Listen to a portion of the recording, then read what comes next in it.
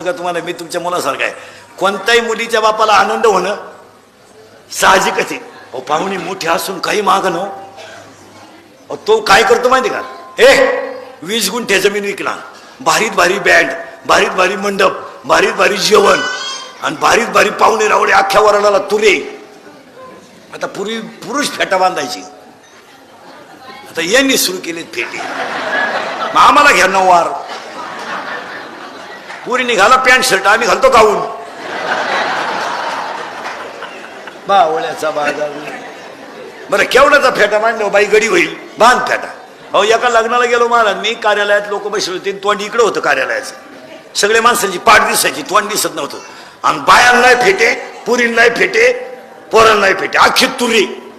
आणि मंगलाष्टक सुरू झाली म्हणून मी काय आलो आणि पायरी चढलो, एका बाई शेजारी बसलो, आरडली ती बाई.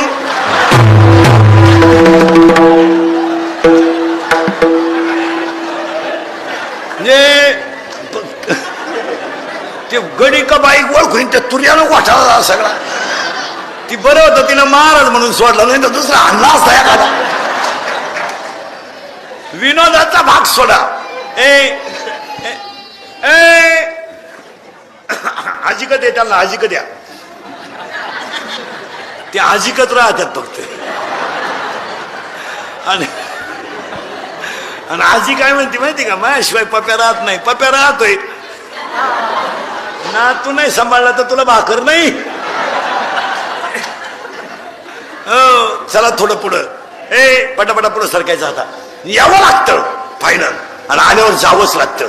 मी यायचं कशाला, भोगायला प्रारब्ध आहे. काही काही सवय ना लोकांच्या लागल्या. पाया पडून सांगतो, जर निसर्गाने साथ दिली आणि मुलगा जर निर्व्यसनी असेल तर 2 एकर जमिनीवाला बंगला बांधून 4 चाकी घेऊ शकतो. काय मत आहे तुमचं? पण सगळ्यांच्या डोक्यात सर्व्हिसवाला, सगळ्यांच्या डोक्यात तीच खटकी. हा मी तीच वेळ येणार आणि जवळजवळ